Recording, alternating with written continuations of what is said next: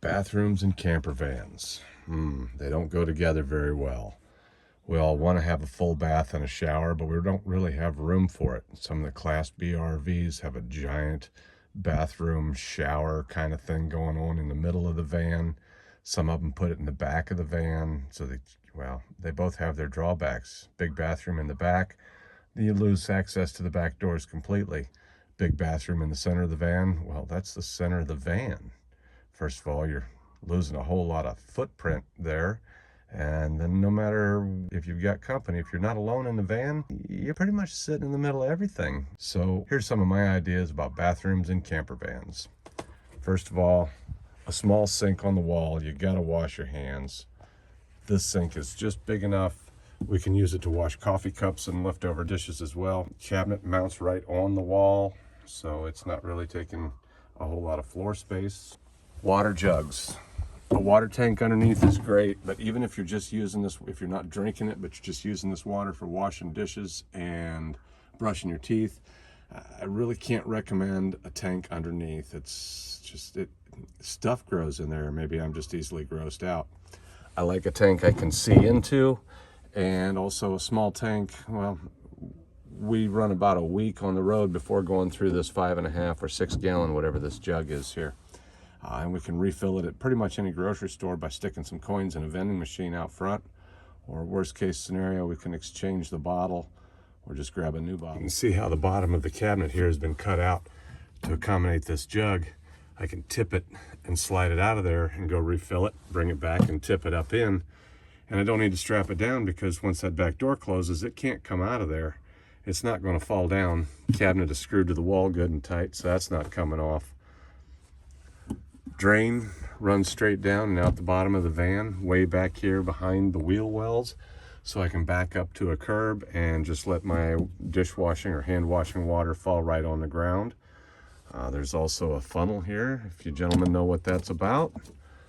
It does the same thing, but I'll advise you, do not put these two hoses together anywhere. Let them run all the way down and out. Otherwise, when you're brushing teeth, you'll smell the reasons this funnel is here. I also have a little outdoor shower wand.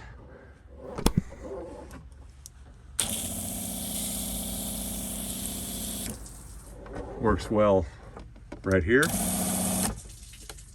And it also works as a bidet for the ladies' room. This is what I call the ladies' room. Of course, it also works in a nighttime emergency if this one isn't good enough up here. Let's see, the other secrets we have here, a little touch light down underneath. One of my favorites is this little motion sensor. This is made to hang on the edge of a toilet, but I have drilled a hole in the side here instead. It has a motion sensor and a daylight sensor, so it does nothing in the daytime, but at night, when I step behind this curtain, as soon as anything moves back here behind this curtain, that motion sensor picks it up and turns on that little light, making this whole sink glow. It's pretty nice dim lighting, so I can see my way to the bathroom without turning any lights on. Don't worry about getting my feet wet, if you follow my meaning. This is my filling method. I've already turned this hose on, so I just turn this little lever back here, and in just a minute it's going to pop the airtight cap off my water jug inside the cabinet here, but that's okay.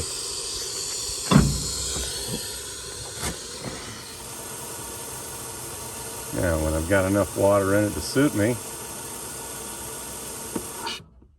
I turn this little valve off right here and it stops the flow.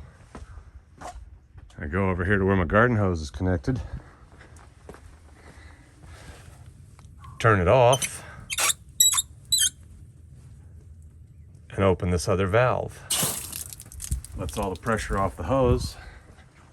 So now I can come over here and disconnect it without a bunch of water squirting out and getting everything wet inside my van.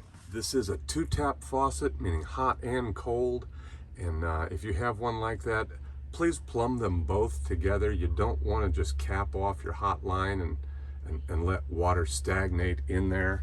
So what I've done here is plumb my water supply into both the hot and cold side, as well as the bidet, if you will. And all of that feeds, let's see, directly from the pump back here The pump feeds from this hose down into the bottle. The hose down into the bottle is also teed off from my supply line up here, which is that connection. Of course, stays turned off whenever it's not, when I'm not filling the bottle up. That stays turned off, so there's no air coming in that way, or critters. Spacing your pump off of the wall helps a little bit. This one's not, but it's a lot quieter pump than some. I probably could space that off the wall and make it quieter still. All of these hoses clamped to the wall, well, that's just going to make the cabinet into a soundboard. My water can be turned on and off right here. So when I'm driving down the road, should any bad things happen and I spring a leak, the pump's not going to come on and keep pouring water out because the pump is off. However, when I use the men's room in the middle of the night, I don't want to have that extra little light come on, an extra step involved. So I put this micro switch right here. As soon as I open the cabinet door, the pump comes on. As long as the water's not turned on, it doesn't really change anything. It just gives me the availability of water pressure as soon as this door is open, so that my flusher works. Storage. The more you have, the more stuff you'll bring. And that is good to a point. We might be overdoing it here a little bit, but it's working out. Little shelves like this, you want to be captive on both sides, and don't hang them level. Why do you want things sliding back and forth every time you accelerate and slow down? Hang the shelves at an angle so things stay to one end of it. Some of you might recognize this. It is a handlebar from the back doors. They make great curtain rods and clothes hangers. Got one over here on the wall for a towel bar. Got one up here on the ceiling for a handlebar, getting up if the van is moving and you need something to hang on to back here. These are great for that. They are strong enough. Also, they hang a lot of clothes. If I need to get into this area over here where my battery and stuff is hiding, I can move all of this clothes up to there. And there's my battery and my electronics. It's always a good idea to have your first line of defense within reach should you be indisposed and pants around your ankles can't run for the weapon. Right. There are obvious limitations to carrying a firearm in your van. But nothing wrong with carrying a fire extinguisher. Nitrogen, as in no oxygen.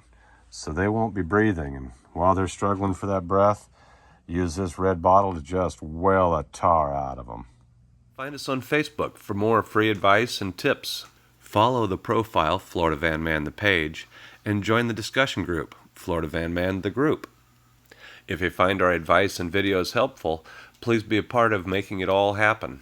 Under the Donate tab of our webpage, you'll find links for PayPal, Venmo, Cash App, and we also take Zelle for one-time donations. Membership includes discounts to our events, early access to all of our videos as soon as they're made, and one-on-one assistance when you need help with your van. In just a few seconds, you should see a few links, including a couple to our latest videos and one to our Patreon page where you can join a membership and start taking advantage of member benefits while you help support Florida Van Man and keep these videos coming.